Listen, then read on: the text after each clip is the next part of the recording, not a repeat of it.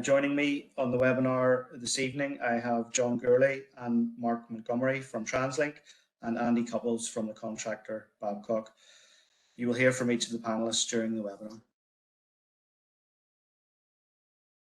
As in previous webinars and by way of introduction, I wanted to give some key statistics which demonstrate the important role which TransLink carries out every day across Northern Ireland. TransLink currently has around 13,000 services in operation on a daily basis.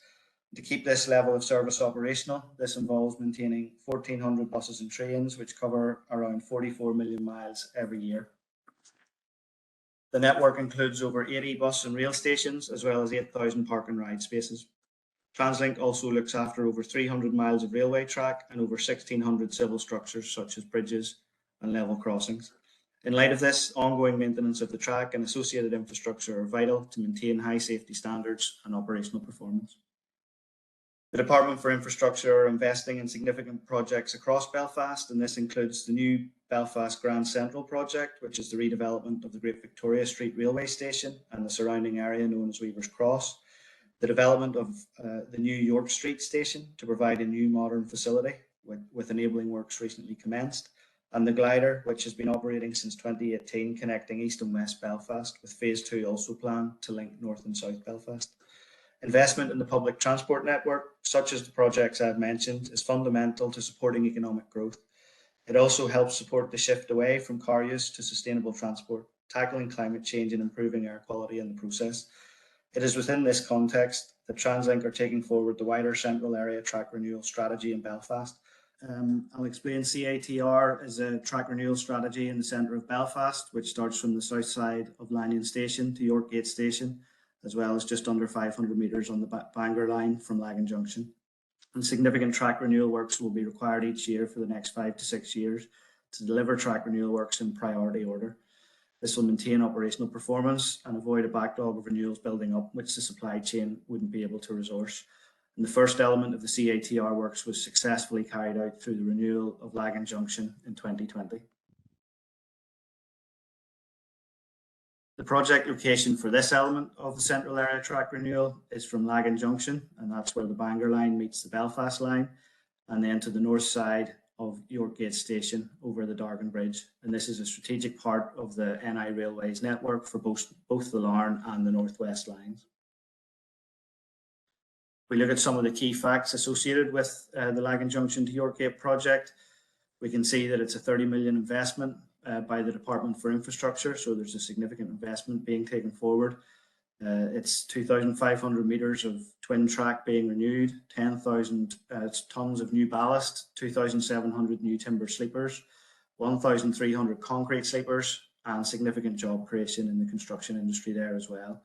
We'll also see the replacement of 20 telephones, the installation of new points heating at 4 S&C units, and replacement of 16 signal heads as well. At this stage, I'll bring in Andrew Couples from Babcock to take us through the construction elements of the project. Thanks, John. So in terms of a construction timeline then, we started in August with some compound establishment. Through September, we started some preliminary night works, setting out the site and carrying out surveys. And then in October, you may have seen that we carried out a 72-hour weekend line closure where we put bus substitutions in place and started the actual track renewal. The next main phase is in December. So across Christmas, we plan to carry out another track renewal where we will be shutting the full line of the Northwest and Larne lines and put bus substitutions in there again. Following on from the Christmas closure, there will then be 4 weekend closures through January and into the beginning of February, each of 29 hours. And then through to Easter, we'll be carrying out clear up operations, finishing the works and carrying out the site demobilisation. In terms of the Christmas works themselves, there will be some impact. Whenever you're going to travel, make sure that you check the website or journey planner before you travel and allow extra time for your journey. Just as a highlight of the impact, the Larne line will be closed with bus substitutions operating between Larne and Belfast Lanyon Place. The Derry-Londonderry line will close between Antrim and Belfast, with again a bus substitution in place, and the line will operate as normal between Antrim and Derry-Londonderry. There will be a shuttle bus operating between Belfast Great Victoria Street and Belfast Lanyon Place. The Bangor to Portadown line and cross-border services will remain open with a holiday timetable in place. And we'll go on to some more mitigation measures shortly, but there will be mitigation measures in place to minimise impact of disruptions such as noise and general disruption from site works. A very quick overview of the construction method. We said that we had developed the compound areas already, and they're there for storage of materials and loading the materials up onto the track level. We then go on to the renewal of track in stages, and this will be carried out along the route, with each stage including cutting out the existing track, removing the sleepers and the rail. We then excavate a layer of the railway ballast, the stone, and remove that back to the compounds and take away for recycling and reuse where possible. We then replace that ballast, we install new sleepers, fit new rail, and then we put another additional layer of ballast over the top and compact it with some specialist plant. At 4 areas across the site, we'll also install new switch panels, so that's where we go from 2 lines into 1 line, and they'll be craned up from ground level to replace the existing units. And then following on from that, we'll replace certain elements of the signalling and the line side telephones. The site compounds, there's 2 main site compounds. One is at Bridge End within the car park, and the other is at York Street. And these will be in place for the duration of the project. These are our primary staging points, and they're there for the storage of plant and equipment, and the craning up of materials onto the site. There will be several other compounds across the line. They'll generally be on a short-term basis, including one at Scrabble Street and one at Tomb Street, and they're primarily for lifting up the bigger materials and switch panels in particular. We have, where possible, tried to site these compounds away from residential areas as far as possible, and taking account of the nearest noise-sensitive properties.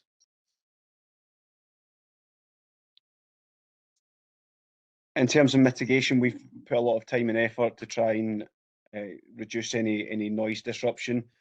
There will be some inevitably, but we've tried to reduce this as far as possible through measures such as using engine covers, utilising solar power generators where possible, limiting the amount of time that engines are running, and ensuring that any unattended plant is switched off or uses acoustic barriers where possible.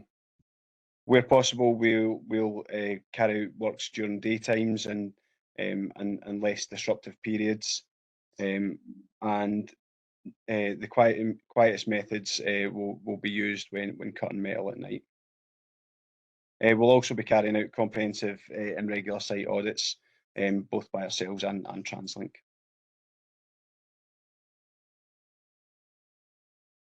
As an overview of the works that we've completed already, we carried out some surveys in the initial phase. We established the compounds in August and through into early September. We've started the civils work, so localised civils work, cutting out ballast wall, and carrying out various other minor structural works. And we've carried out the weekend closure between the 29th of October and the 1st of November, where we started the first major track renewal efforts. Okay, thanks for that, Andrew. Overview of the Lagan Junction to Yorkgate track renewal element. You hear me, John? Yes, and I think at this stage, John, we were going to bring John Gurley in just to run over a project that is happening in the Sirocco works area. So, John, I'll bring you in at this stage to cover that slide. Okay, thank you, John. In conjunction with the Lagan Junction to Yorkgate Renewal Project, TransLink will be carrying out works within the former Sirocco site. This project involves the construction of the railway embankment at Lagan Junction and the installation of a new boundary wall between the railway line and the Sirocco works to replace the existing retaining wall, which is in poor condition. Some associated signalling works will also be carried out. Compound establishment and delivery of materials will begin in early December, and the works will require both daytime and nighttime shifts, and the following works will be carried out during these times: regrading of the existing embankment, construction of a new brick boundary wall, facing existing section of concrete wall with brick, installation of king post wall, retaining wall, ballast retention works, and repairs to the existing retaining wall. The completion of these works and compound demobilisation is planned for the end of April 2003. Thanks, John. And before we move on to addressing some of the questions which have been submitted, I wanted to outline some of the community engagement measures which are taking place alongside the construction works. And I would just remind people at this stage, if you have any questions, please use the Q&A function to the right of your screen, and we'll deal with those shortly. In terms of community consultation, we've issued several letters now to individual properties in the vicinity of the works. That started in August, which advised of the compound establishment.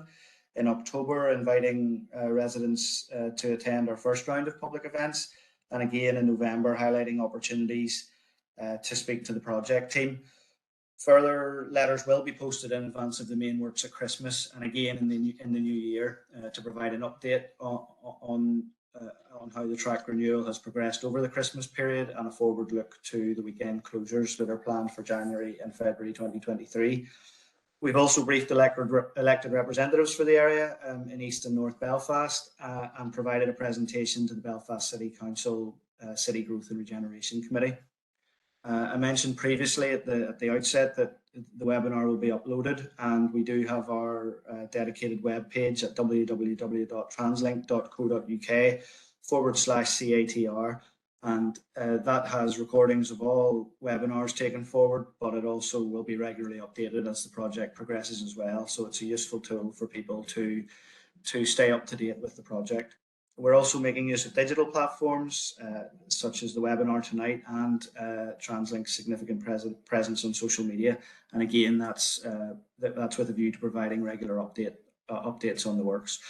And really importantly then, we have set up a dedicated contractor control phone number, and that's to deal with any queries or complaints that you may have. And this number has been included in all communications to residents, and will again be provided at the end of this presentation. Further to that, and as there has been a line closure, as there will be a line closure and bus substitution in place, we will ensure that information is placed in all key train stations and announcements on trains to ensure that passengers are well informed. And I know there's a lot of work gone into PR as well to get the message out to passengers. So I suppose to sum up on that point, we're making every effort to communicate the planned works, and we remain available to talk to anyone who gets in touch. So that brings the presentation element to a close, and we have a few questions in, which I will deal with. But the first question, I suppose, or the first issue that has been raised with us is, what's the best way to contact us? And I think I'll deal with that one. If you look on the screen now, you'll see, and as I've mentioned, you'll see that we have our web page available, and that will be updated regularly. So we would advise people to check back to the project web page for information. But in terms of contacting the project team, the best way to do that is through the dedicated Contractors Control Centre number, and that's on the screen now, 020-8629-5060, and following the options for TransLink. That number is staffed by Babcock 24/7, and the queries will be passed directly to our project team to deal with, and we'll get back to you to deal with any issues raised. So that's the best number to contact us on, and we're always available, so we would encourage people to use that. Andrew, I have a question here for yourself, and it's just in terms of the works at Lagan Junction embankment that John Gurley explained in a slide there. Obviously, your project is in the vicinity of that area as well. So I wonder if I could bring you in, Andrew, to explain how Babcock will be using the Sirocco site as a compound for a limited period of time over Christmas. Yeah, no problem. Thanks, John. So yeah, over Christmas we will be using the Sirocco works, albeit for a fairly limited period. So the overall Christmas closure, as we showed before, takes place from Christmas morning right through until the morning of the 3rd of January. The particular work at the Sirocco works, we're looking to keep the main works there down to a minimum of the first sort of 3 days, and that will be utilised for us bringing material up and down onto track to complete the renewal of the track just next to where the line joins onto the banger line. So we'll have some plant driving up and down onto track from Sirocco works, bringing material up and back down.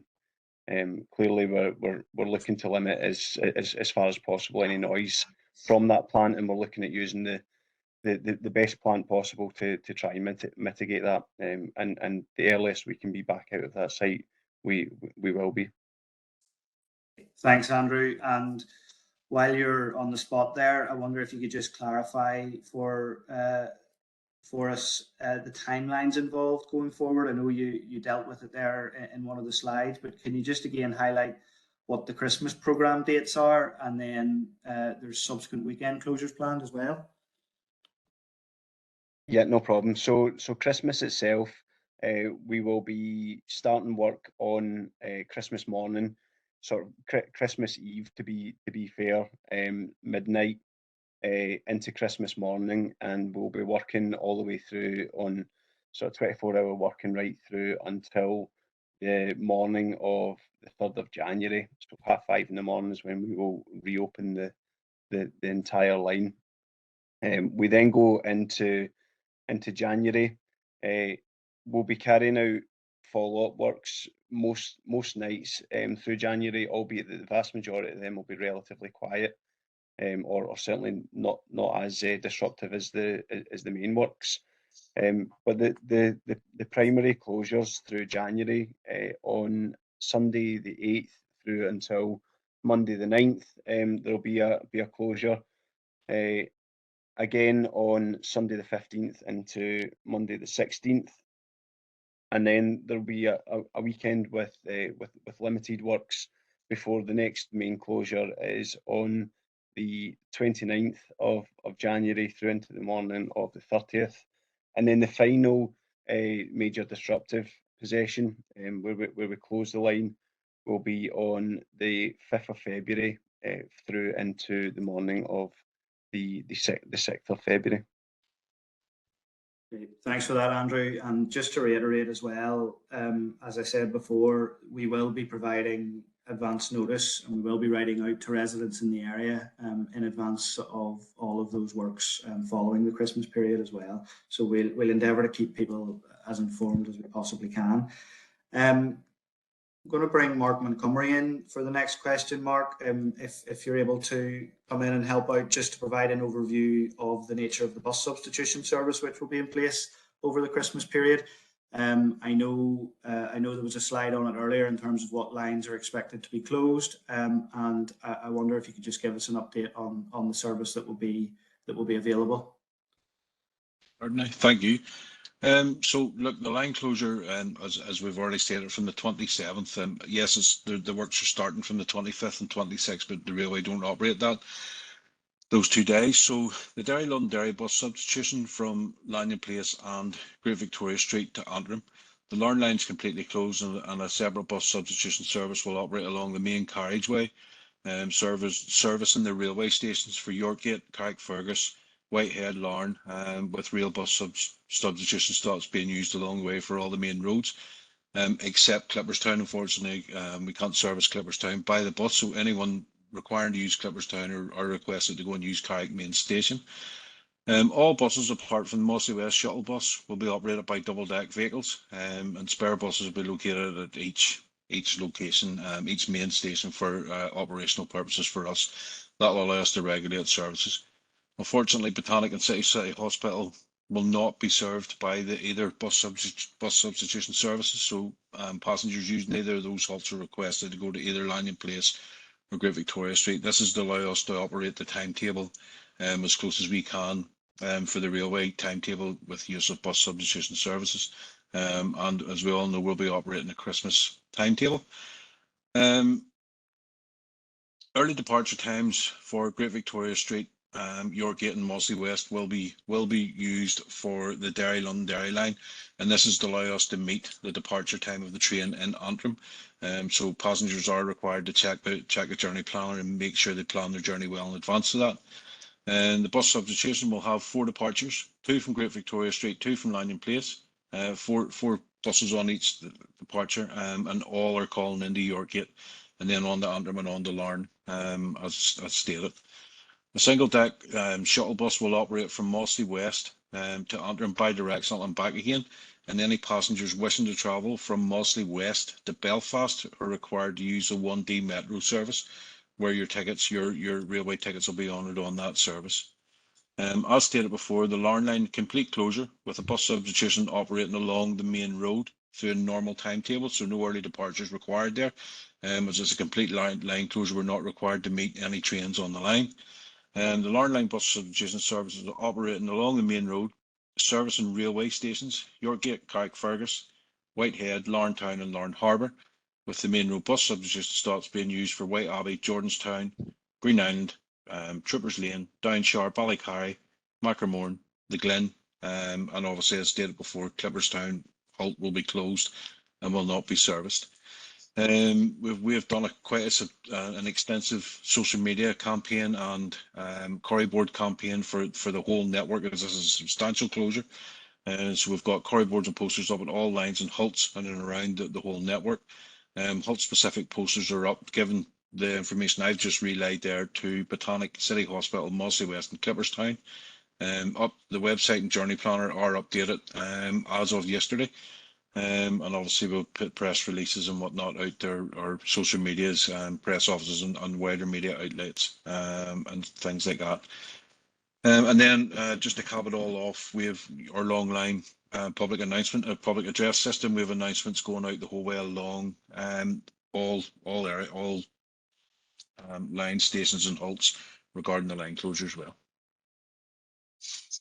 Okay, thanks for that, Mark. There's a lot of good information there, and I think the key thing to keep people right is to keep checking the TransLink website and the journey planner, where all the information is contained. Question in just around the justification for closing the entire Larne line. I don't know whether maybe that's one for you, John Gurley. It's a case of other works being completed and using the opportunity for that.